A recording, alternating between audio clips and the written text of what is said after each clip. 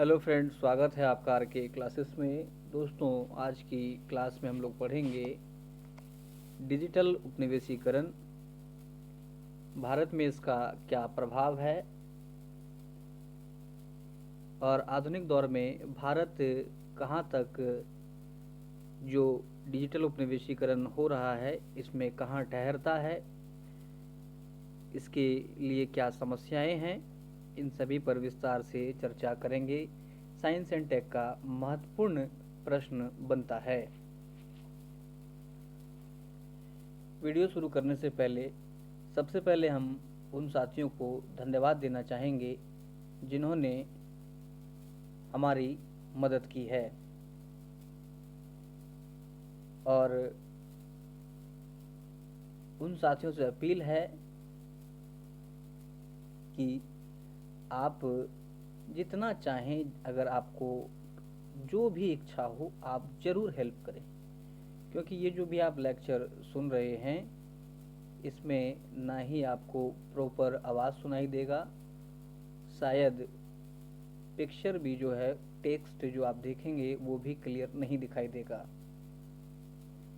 इसलिए इस सीरीज़ को, इस श्रृंखला को लगातार जारी रखने के लिए जो आपसे बन पड़ता है ज़रूर मेरी मदद करें।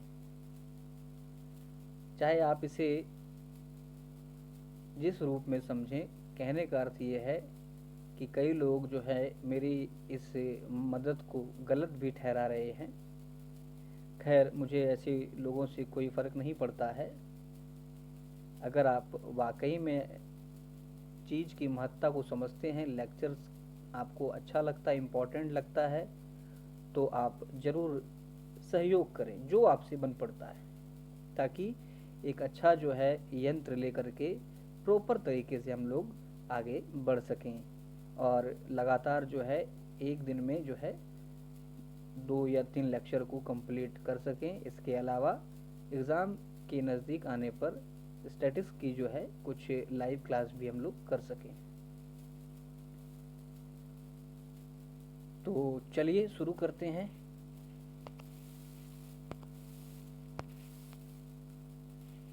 टॉपिक है अपना डिजिटल उपनिवेशीकरण। क्या कहता है कि 21वीं सदी में अपना साम्राज्य और उसके प्रभाव को बढ़ाने के लिए जमीन, व्यापारिक मार्ग, महासागर पर नियंत्रण के बजाय अब डाटा अवसंरचना का प्रयोग किया जा रहा है। वर्तमान में डिजिटल उपनिवेशीकरण बड़ी कंपनियां जैसे कि गूगल, अमेजन, एप्पल, अलीबाबा जैसी और भी कई बड़ी कंपनियों के द्वारा प्रयोग किया जा रहा है। कहता है कि ये कंपनी उपभोक्ता के डाटा के जरिए उनके सर्च पैटर्न को समझती है और एल्गोरिथम के द्वारा इस डाटा का प्रयोग अपने हित में करती है।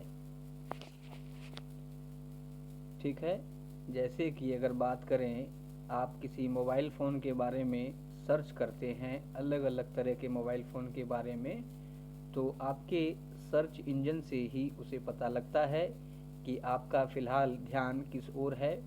तो जब कभी भी आप यूज़ करते हैं इंटरनेट को, तो आपके सर्च इंजन के आधार पर वह बार बार जो है आपको मोबाइल से संबंधित ही जो है एडवर्टाइजमेंट दिखाएगा।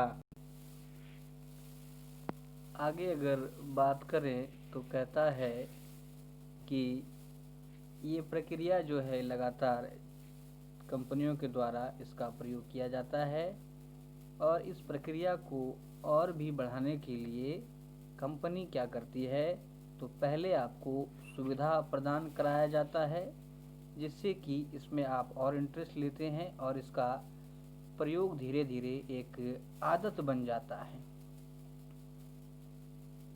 बाद में एकाधिकार होने पर ये उपभोक्ता की मजबूरी बन जाती है। ये बड़ी कंपनियां विकसित देशों की है और इनके लिए विकासशील देश जो है एक बाजार है और यहाँ के लोग डाटा हैं। ये इस प्रकार से विकासशील देशों में अपना प्रभाव जमाती है। देखिए दोस्तों, कई साथियों का जो है कमेंट रहता है कि आवाज़ क्लियर नहीं है, फ़ोटो क्लियर नहीं है। तो मेरी समस्या भी यही है कि ये क्लियर नहीं है। इसे क्लियर आप लोग मिलकर करें ताकि ये आगे क्लियर रहे। आगे देखिए, कहता है कि बड़ी कंपनियां विकासशील देशों पर डाटा के गैर नियमन के जरिए अपनी ओलिगोपोली स्थापित करना चाहती है। ओलिगोपोली की स्थिति में क्या होता है कि इस स्थिति में जो है किसी कमोडिटी के सप्लाई पर एक छोटे से समूह का नियंत्रण स्थापित हो जाता है, ठीक है, जिसके बाद किसी कमोडिटी के मूल निर्धारण में इनकी भूमिका बढ़ जाती है। जैसे कोई सामान सप्लाई करना हो तो उसमें क्या होता है कि कुछ ही कंपनी जो है इसके मूल निर्धारण में महत्वपूर्ण भूमिका निभाती है। बाद में ये अपने हिसाब से इस सामान के दाम को तय करती है ताकि इन्हें अधिक से अधिक लाभ मिले। भारत के मुद्दे की अगर बात करें तो कहता है डिजिटल औपनिवेशीकरण में इंटरनेट पर अंग्रेजी भाषा का प्रभुत्व है। ये बिल्कुल सही बात है, जिससे क्या होता है कि स्थानीय भाषाएं जो हैं ये विलुप्त होता है या इनका विलुप्तीकरण होता है। इसके अलावा भारत में डाटा सेंटर्स का स्थानीयकरण कर पाने की क्षमता का भी अभाव है, क्योंकि यहाँ पर जो है डाटा कलेक्शन और उसका प्रबंधन के लिए पर्याप्त अवसंरचना मौजूद नहीं है। इसी वजह से देश की अधिकांश डिजिटल अर्थव्यवस्था जो है ये निजी क्षेत्र की डाटा प्रोटेक्शन की नीतियों के द्वारा संचालित होता है।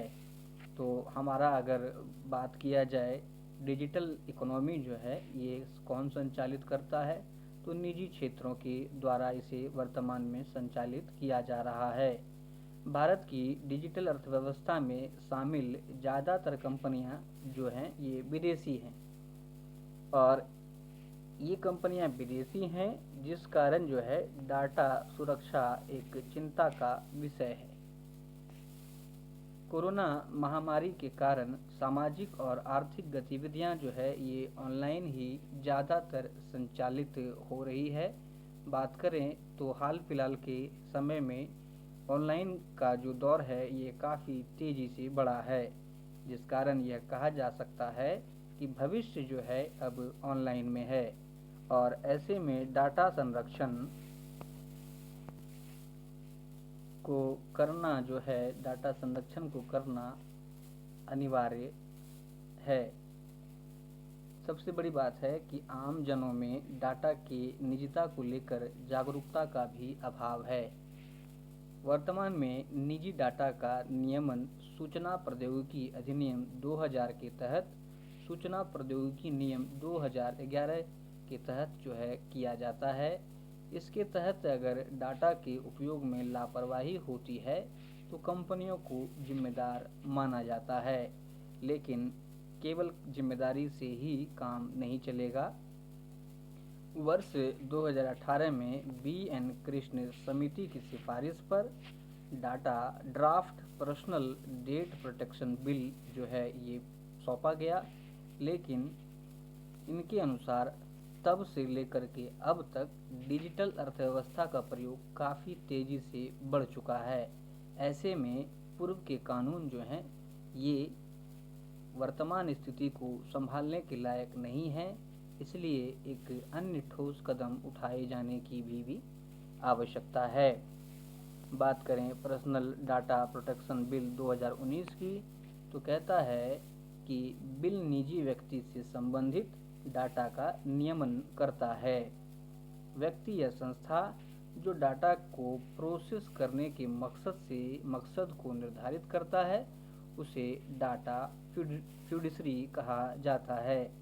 बिल में सरकार और निजी कंपनी दोनों के द्वारा भारत में किया जाने वाला डाटा प्रोसेसिंग का प्रावधान है। ये जो बिल है इसमें डाटा को जो प्रोसेस करने को जो है निर्धारित करता है कि किस प्रकार डाटा का प्रोसेस होगा। इसमें जो है सरकार और कंपनी दोनों के द्वारा डाटा प्रोसेसिंग का प्रावधान है। इसमें ऐसी नीतियों को भी शामिल किया गया है जिससे व्यक्ति के निजी डाटा में दखल देने को कम किया जा सके।